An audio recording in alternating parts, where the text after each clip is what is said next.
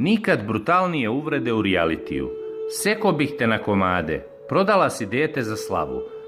Divna Milovanović, poznatija kao Divna DNK, tokom igre istine otkrila je da bi voljela da ima seksualne odnose sa Banetom Čolakom.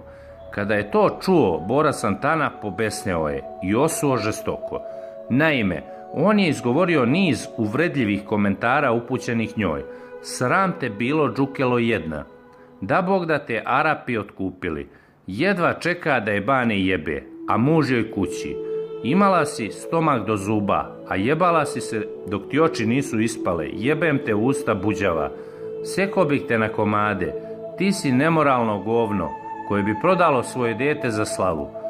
Jebem li te u usta da te jebem, vikao je Bora. Marko Janjušević-Janjuš pokušavao je da smiri situaciju, međutim Divna je uzvraćala udarac. To možeš da pričaš, maci. Šta ste sve vas dvoje radili? Idi bre, vrati se u Železnik. Tebe moj Marko mrzi, ne može očima da te gleda, drala se za drugarka. Bora je nastavio da joj prebacuje kako ne voli svoje dete i da ne može da veruje da je prevarila muža tokom trudnoće.